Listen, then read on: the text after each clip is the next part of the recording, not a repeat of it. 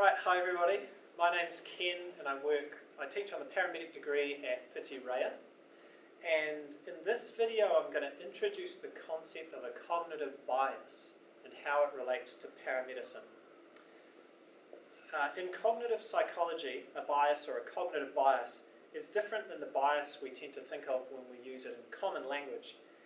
I've struggled to find a really helpful definition, but the way I think of it is it's a bit like a bug in your mental software that causes us to act in an irrational manner, or to think in an irrational manner and therefore act in an irrational manner. So a report released in 2015 which investigated why so many experienced hunters shot their mates or shot their shooting partners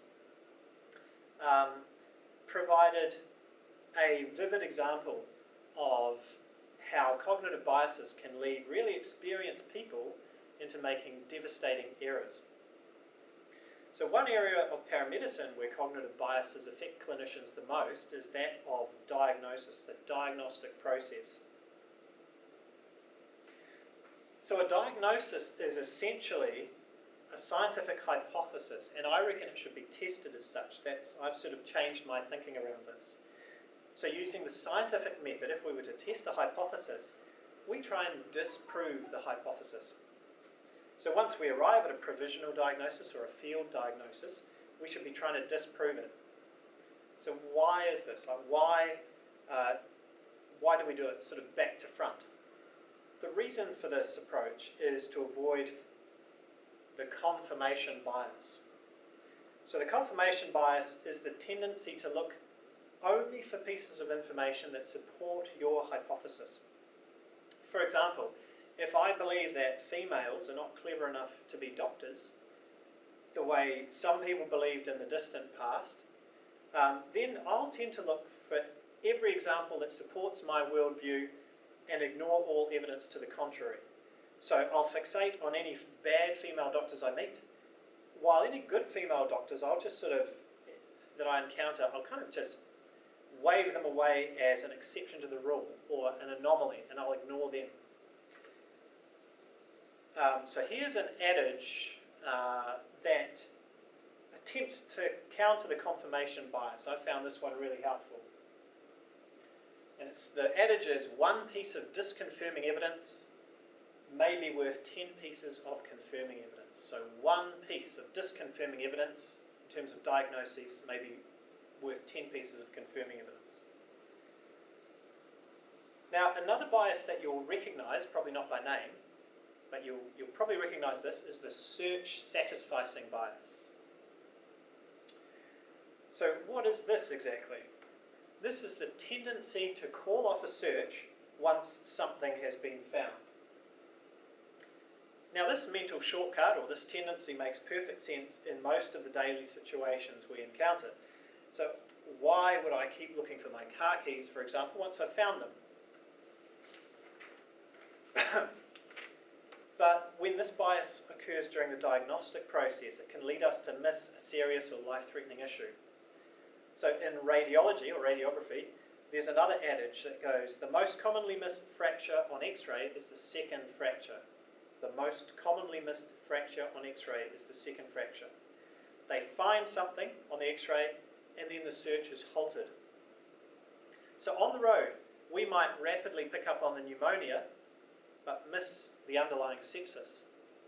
Or we might quickly identify the hyperventilation but overlook the pulmonary embolism that's caused it. And just out of interest, these two conditions, sepsis and pulmonary embolism, are two that are very commonly missed in the emergency department. So why is this? Well, in the case of sepsis, it's because it always occurs secondary to another condition. It's not something that occurs on its own as such. Therefore, we will always find something else in addition to the sepsis, which means there's a higher chance that the sepsis itself will be missed, especially if we're unwary of the trap of the search satisficing bias. And for PE, there's no definitive test the way there is for hypoglycemia, where you can get a BGL reading, or for MI, where you can get a STEMI pattern on the 12-lead ECG.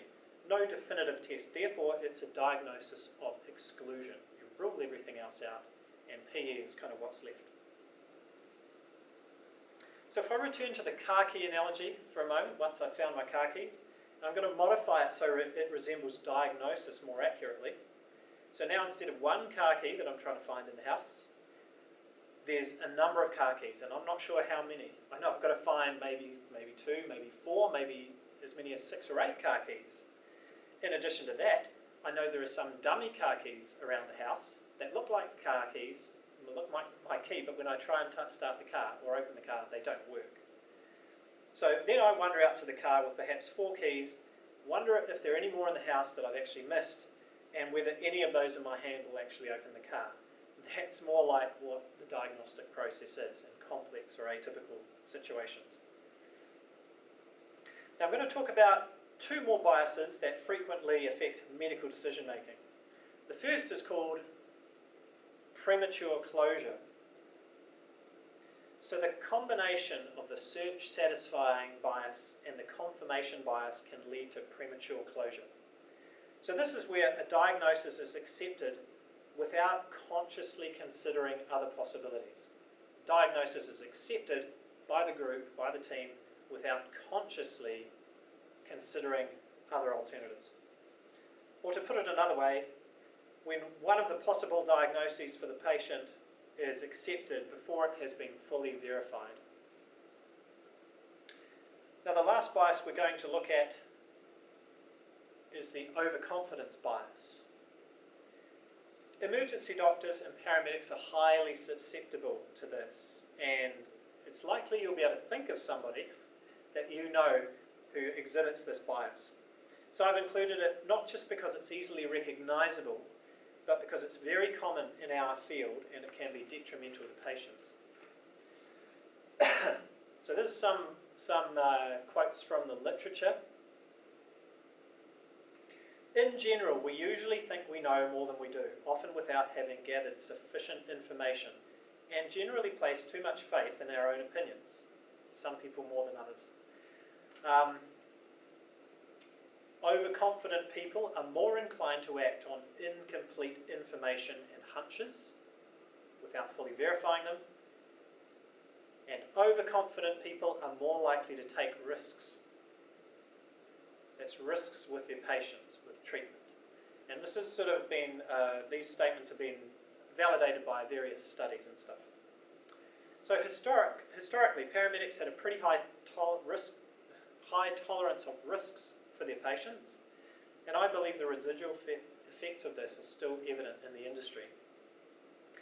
So to be sure, paramedics do need to back themselves and they do need to have confidence, but this confidence should come from knowing that you've had a sound and robust process, a process that is defensible in hindsight, not just because you're the ace, you're the gun, and you just know it as soon as you walk in the room. That needs to be double checked. So in summary, cognitive bias can be thought of as a bug in your mental or cerebral software that causes us to think and act irrationally. Diagnosis is a form of hypothesis testing, and I think that's how we should think of it. We should actively search for disconfirming evidence. These pieces of evidence are gold for us in the field. And awareness of paramedicine-related biases is the first step in the process of avoiding falling victim to them. Thank you.